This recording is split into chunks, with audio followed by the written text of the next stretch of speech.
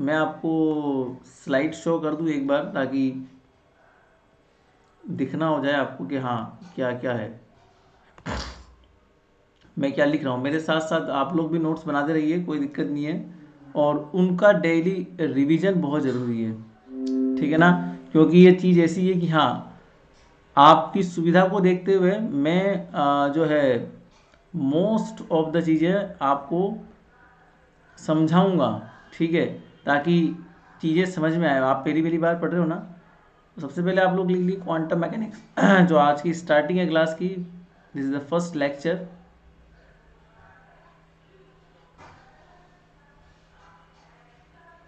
ठीक है, quantum mechanics.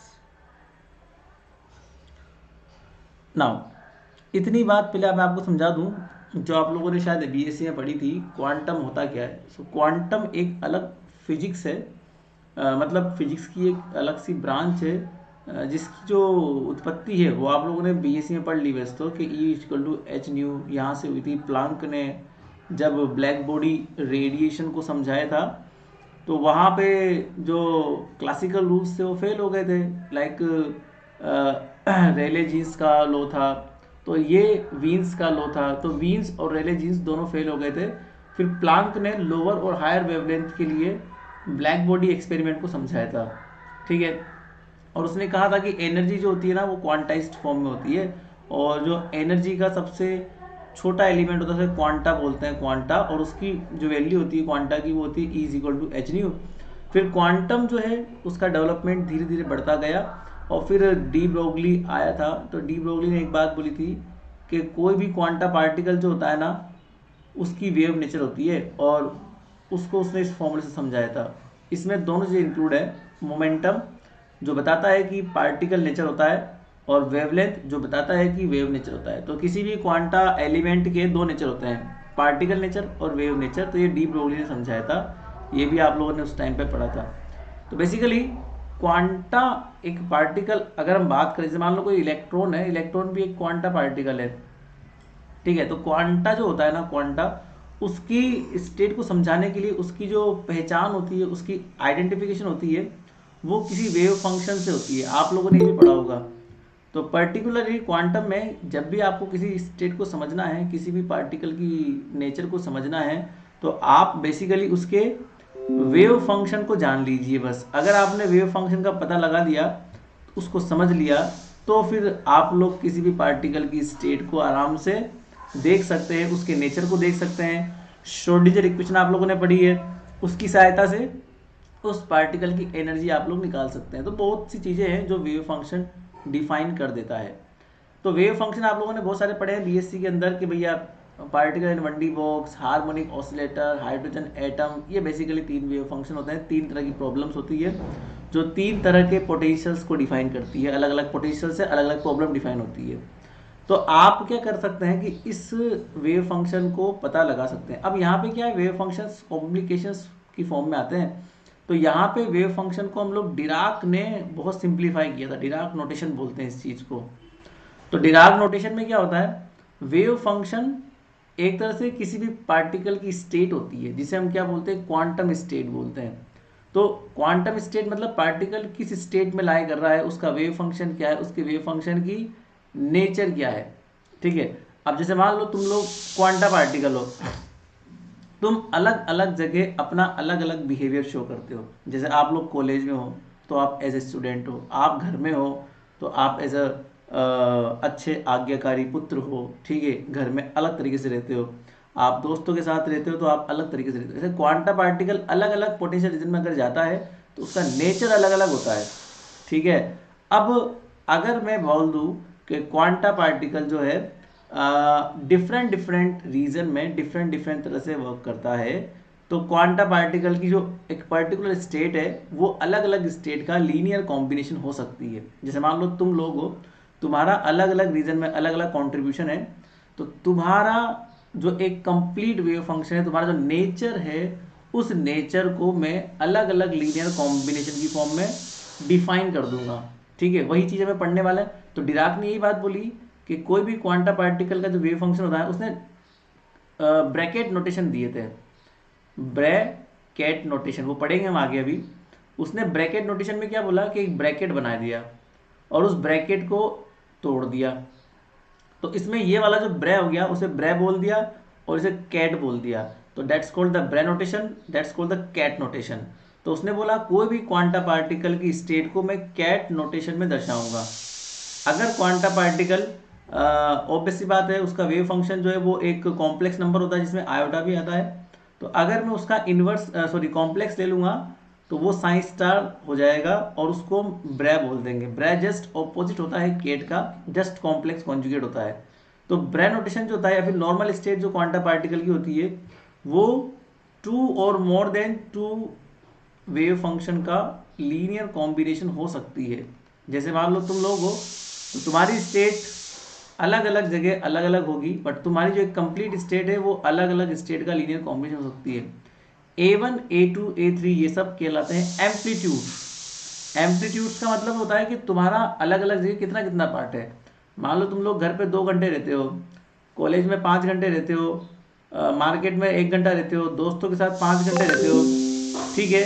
तो कहने का मतलब ये है कि तुम्हारा कंट्रीब्यूशन अलग अलग जगह है और वो कंट्रीब्यूशन कितना है वो एम्पलीट्यूड बताता है। एम्पलीट्यूड ये बताएगा कि साई जो है वो साई वन में कितना पाया जाएगा, साई जो है वो साई टू में कितना पाया जाएगा, साई जो है वो साई थ्री में कितना पाया जाएगा। तो क्वांटा पार्टिकल अलग अलग जगह अलग अलग कितना कितना रहेगा, लाइक दिस, ठीक है। अब अगर आपको निकालनी प्रोबेबिलिटी, जैसे मान लो आपके घर में पाए जाने की प्रायिकता, the probability of student finding in the house, तो वो प्रोबेबिलिटी A1 का मोड का स्क्वायर हो जाएगी। एम्पलीट्यूड का स्क्वायर क्या कहलाती है? प्रोबेबिलिटी। ये हम लोग फिजिक्स में नॉर्मली बोलते हैं, चाहे आप ईडी में बोल दो, चाहे आप ऑप्टिक्स में पढ़ते हो, हर जगह आप लोग ये बोलते हो कि इंटेंसिटी या प्रोबेबिलिटी बराबर क्या होता है? एम्पलीट्यूड का स्क्वायर होता है। ऐसे यहाँ पर होता है कि अगर साई के साई वन में पाए जाने की आपको निकालनी प्रोबेबिलिटी तो आप एम्पलीट्यूड का स्क्वायर कर दो। तो ये सब बेसिक फंडामेंटल क्वांटिटीज़ हैं क्वांटम मैकेनिक्स की। और ये फंडामेंटल चीज़ें जो हैं इंट्रोडक्शन बोलते हैं इस चीज़ को। क्वांटम मैकेनिक्स पढ़ने से पहले इंट्रोडक्शन वो हम लोग इस यूनिट में पढ़ने वाले हैं। तो वन बाय वन इस इंट्रोडक्शन को हम लोग देखेंगे। तो पहले तो हम पढ़ते हैं क्वांटम स्टेट। तो हेडिंग तो आप लोग first of all quantum state, ठीक है। क्वांटम स्टेट मतलब वही है एक तरह से वेव फंक्शन। किसी भी क्वांटम पार्टिकल की स्टेट को दर्शाने वाला जो एलिमेंट है वो क्वांटम स्टेट होता है। वो अलग अलग लीनियर कॉम्बिनेशन में हो सकता है। So quantum state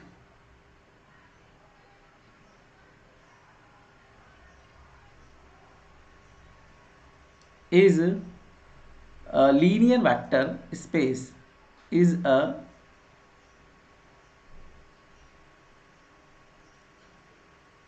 linear vector space. हाँ, एक और चीज़ समझा दूँ मैं। लीनियर वेक्टर स्पेस का नाम आया है तो एक हिल्बर्ट स्पेस हम लोग पढ़ेंगे इसमें। हिल्बर्ट स्पेस जो होता है वो एन डायमेंशनल स्पेस होता है। और क्वांटम मैकेनिक्स का जो क्वांटम स्टेट होती है ना वो हिल्बर्ट स्पेस टाइप में ही वर्क करती है। फॉर एग्जांपल एन डायमेंशन का मतलब ये हुआ जैसे तुम लोगों ने केवल इतना पढ़ा है कि 1 डायमेंशन होता है, 2 डायमेंशन होता है, 3 डायमेंशन, हद से हद तुम लोगों ने इतना पढ़ लिया कि फेज स्पेस होता है 6 डायमेंशन स्पेस। बट ये एक अलग डायमेंशन है जिसे हिल्बर्ट स्पेस बोलते हैं। मैं यहाँ लिख दूँ, तुम लोगों ने शायद नाम सुना नहीं होगा पहले बार कभी जिंदगी में हिल्बर्ट स्पेस का। Hilbert space. तो इस स्पेस में क्या होता है, ये एन डायमेंशन स्पेस है, इसकी कोई डायमेंशन फिक्स नहीं है। क्वांटम स्टेट के अकॉर्डिंग डायमेंशन डिसाइड की जाती है। जैसे मान लो तुम लोग हो, हमें क्या पता तुम लोग दिन में कितनी बार कहाँ कहाँ जा रहे हो। तुम चाहो तो केवल दिन में एक बार कॉलेज जा सकते हो, तो तुम्हारी एक डायमेंशन हो गई। तुम कॉलेज के साथ मार्केट जाओगे तो 2 डायमेंशन हो गई। तुम पार्टी में चले गए तो 3 डायमेंशन हो गई। तो जितनी जगह तुम्हारा कंट्रीब्यूशन बढ़ता जाएगा तुम्हारे डायमेंशंस उतने बढ़ते जाएंगे। ऐसे ही क्वांटा पार्टिकल है, वो जितना लीनियर कॉम्बिनेशन अपना फैलाएगा उतने ही उसकी डायमेंशन बढ़ती जाएगी। तो क्वांटम स्टेट कितनी भी डायमेंशन में रह सकती है। That's called the Hilbert space, that's called the N dimension space, और उसी को बोलते हैं लीनियर वेक्टर स्पेस, ठीक है ना। सो quantum state is a linear vector space which tells us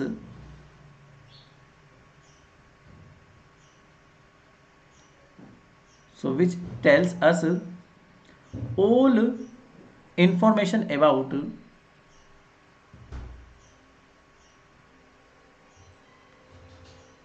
all information about the system इतनी लैंग्वेज समझ में आपके। देखो एक तरह से ये बात कर रहा है, वही साइन की बात कर रहा है, that is a ket psi, ठीक है ना। साइन की बात चल रही है कि क्वांटम स्टेट मतलब psi is a linear vector space. Linear vector space का मतलब कि ये जो है वो दो या दो से ज़्यादा वेव फंक्शन का लीनियर कॉम्बिनेशन हो सकता है, that's called the linear vector space.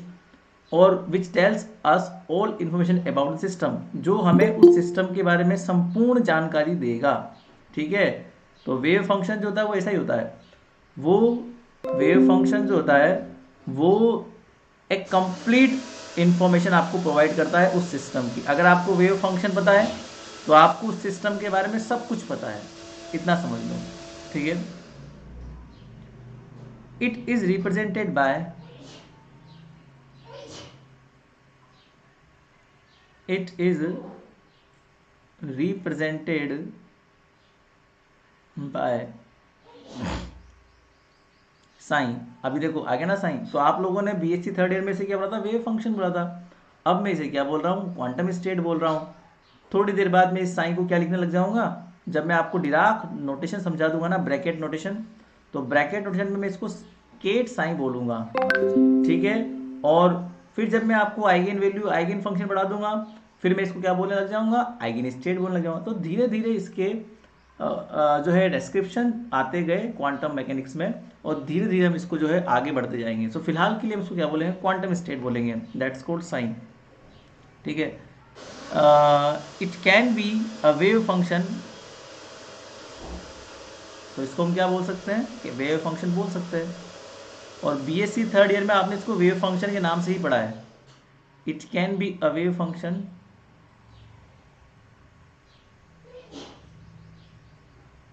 वहां आपने इसको वेव फंक्शन ही पढ़ा था। It can be a wave function and in matrix form. हाँ, तो एक अलग डायमेंशन जब होती है तो इसको हम मैट्रिक्स फॉर्म में भी लिख सकते हैं। नॉर्मल जो होता है ना वेव फंक्शन, जिसे केट साइन बोलते हैं, तो इस केट साइन को नॉर्मली हम लोग एक कॉलम मैट्रिक्स की फॉर्म में लिखते हैं। अभी मैं आपको दिखाता हूँ कैसे लिखते हैं, वो डिराक नोटेशन से मैं आपको समझाता हूँ। तो हेडिंग दो डिराक नोटेशन, उस चीज़ से आपको जो है समझ में आ जाएगा, क्योंकि आगे हम लोग डिराक नोटेशन की बातें करेंगे।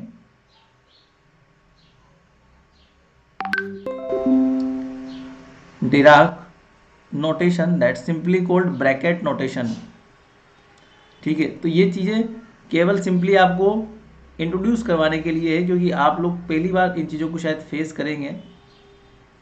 एमएससी प्रीवियस से पहले तो आपने इनको फेस भी नहीं किया।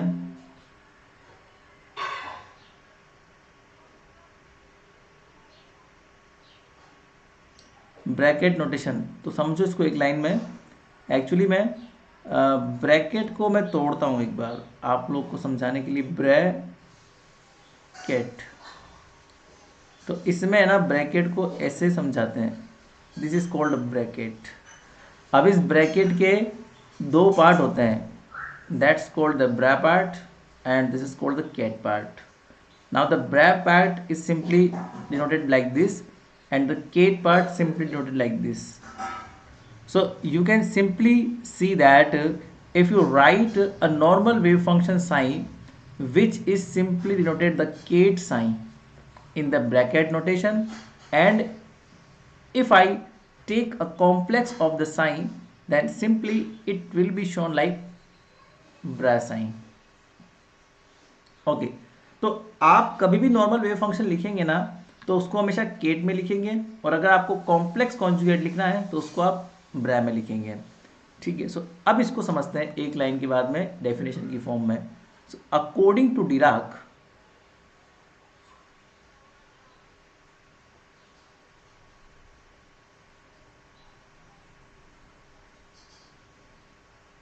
according to Dirac we can represent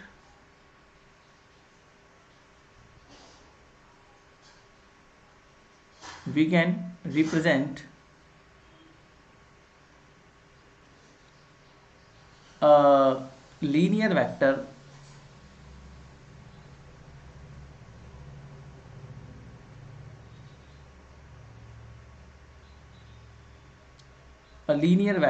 in Kate form.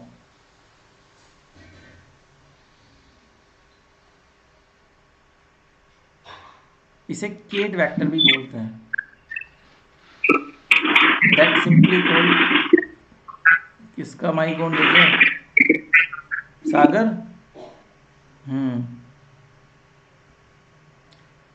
So this is called simply ket vector.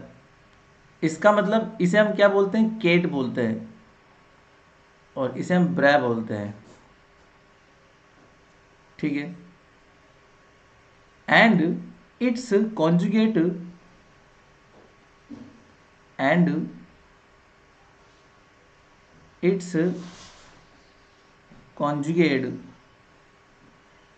is simply called Bray vector.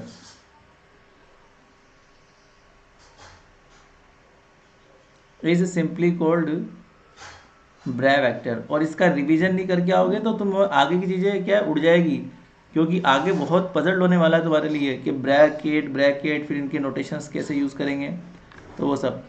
अब एक चीज़ है प्रॉपर्टीज़. इसकी प्रॉपर्टीज़ भी आपसे पूछी जाती है, डिराक नोटेशन की प्रॉपर्टीज़ के बारे में. तो अगर मैं प्रॉपर्टीज़ की बात करूँ, कैसे कैसे इसको शो कर सकते हैं मैट्रिक्स फॉर्म में, कैसे कैसे नॉर्मलाइजेशन कंडीशन काम में आती है, तो वो सब. तो प्रॉपर्टी में सबसे पहली चीज़ जो तुम्हें समझनी है वो है matrix form of a quantum state. So matrix form of a quantum state. तो जब भी कोई केट वेक्टर आप लोग लिखोगे, so ket vector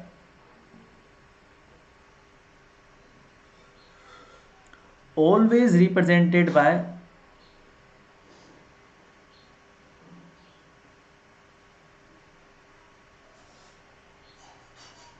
column matrix.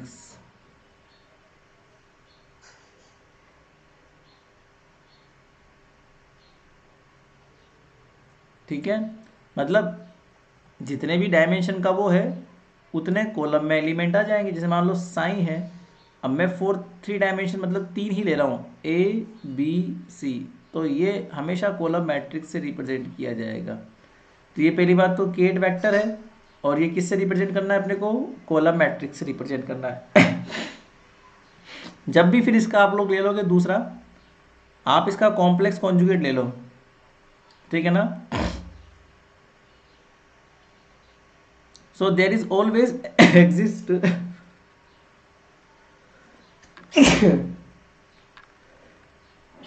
sorry,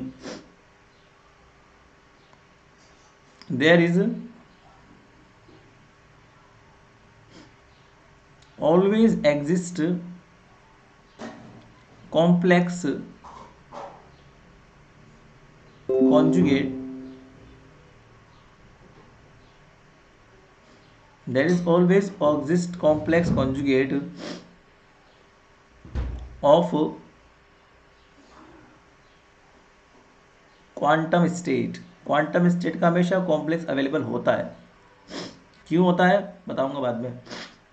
अभी आप लोगों ने नॉर्मलाइजेशन कंडीशन पढ़ी नहीं है ना, उसमें एक्चुअली में कोई भी क्वांटम स्टेट या कोई भी वेव फंक्शन वैलिड तभी होता है जब वो नॉर्मलाइज्ड होता है, जब वो नॉर्मलाइजेशन कंडीशन को फॉलो करता है. ये बात बीएससी में आप लोगों ने पढ़ी हुई है. मैं आपको दिखा दूं क्या पढ़ा है बीएससी में. इधर रफ में आओ, रफ में ये रफ ले लो. तो रफ में आप लोगों ने पढ़ा है ना कि जब भी एक वेव फंक्शन किसी भी लिमिट में, मान लो यहाँ से यहाँ तक, तो वो क्या होना चाहिए? नॉर्मलाइज्ड होना चाहिए. ये कहलाती है नॉर्मलाइजेशन कंडीशन. अब ये इंटीग्रेशन वगैरह तो बहुत लेंथी से होते हैं. आप लोग नॉर्मली अगर पढ़ते हो छोटी कक्षाओं में बीएससी के अंदर, तो वहाँ तो इंटीग्रेशन कर लेते हो क्योंकि वहाँ इजी से लग जाते हैं. यहाँ पे अब आप लोग अपनी डायमेंशन बढ़ाने वाले हो, चीज़ें थोड़ा सा ऊपर जाने वाली है, इसलिए ये इंटीग्रेशन वगैरह वाले मामले लेंदी हो जाते हैं, थोड़ा से कॉम्प्लिकेट हो जाते हैं. इसीलिए हम इस चीज़ को एक नए स्पेस में पढ़ते हैं जिसे डिराक नोटेशन बोलते हैं। ये मैं इसीलिए आपको समझा रहा हूँ क्योंकि आपको ये समझना है डिराक नोटेशन और इन कॉम्प्लिकेशंस को ईजिली सोल्व करना है। फॉर एग्जाम्पल जैसे मान लीजिए हम लोग क्यों पढ़ रहे हैं सब चीज़ें, उसका एक बहुत सिंपल सा एग्जाम्पल है।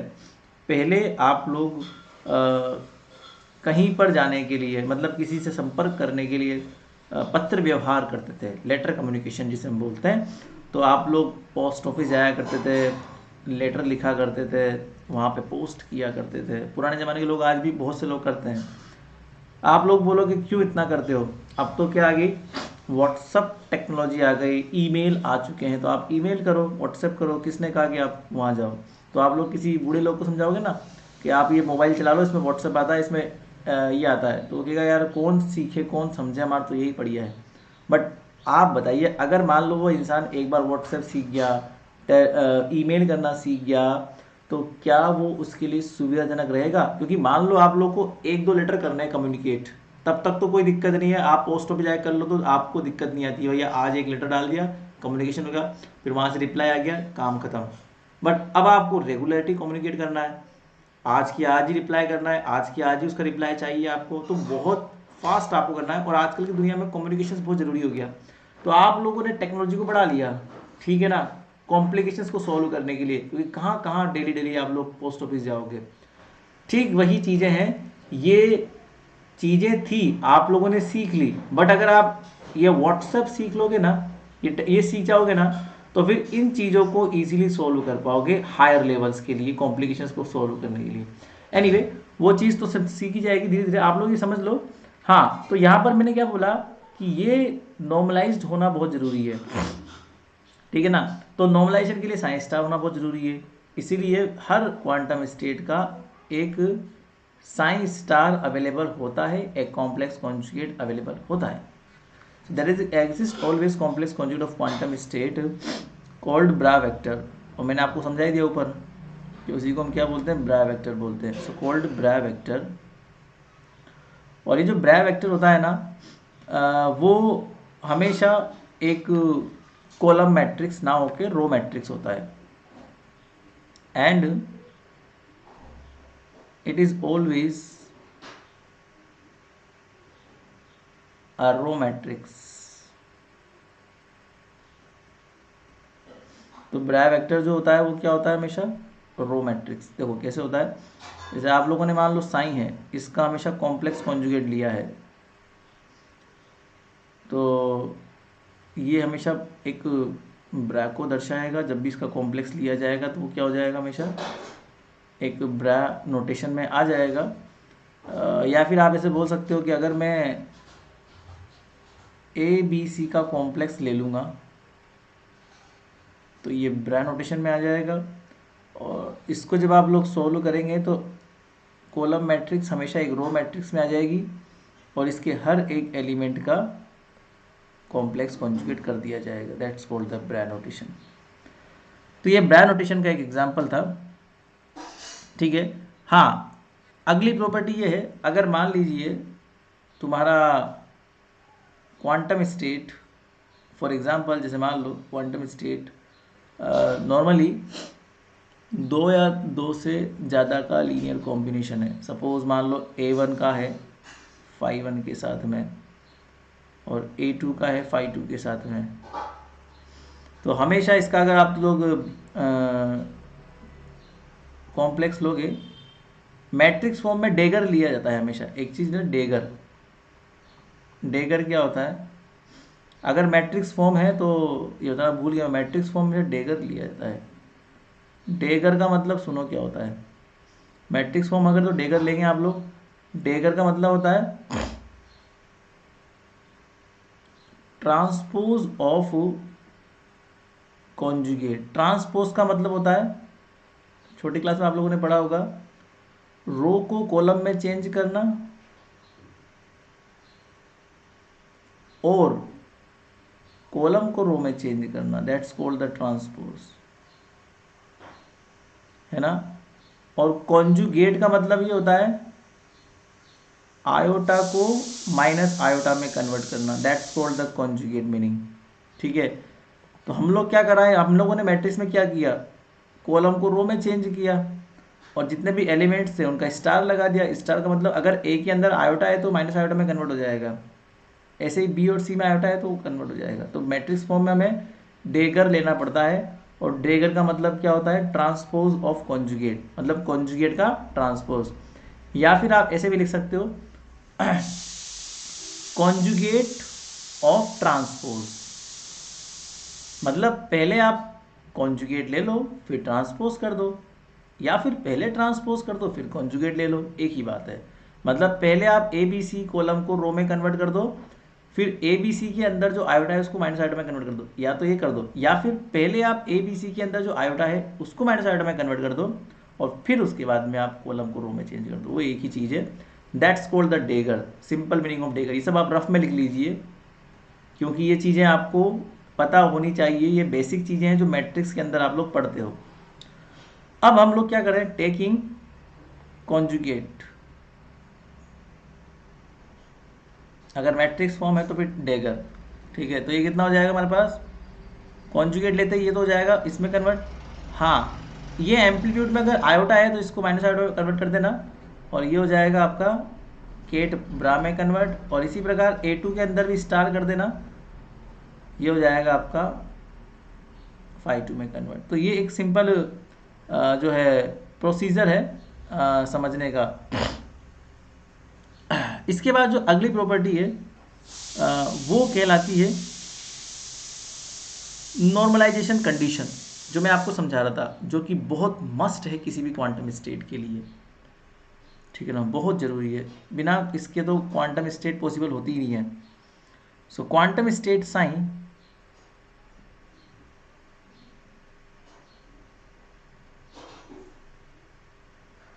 should be normalized,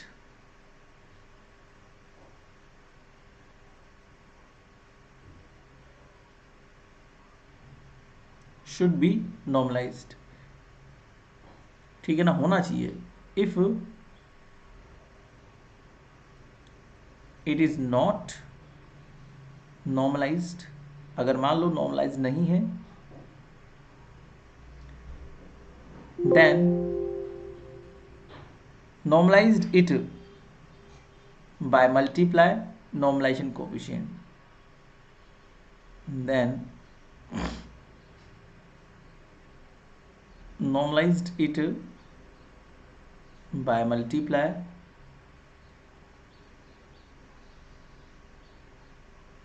ओहो 11% नॉर्मलाइजेशन कोफिशिएंट।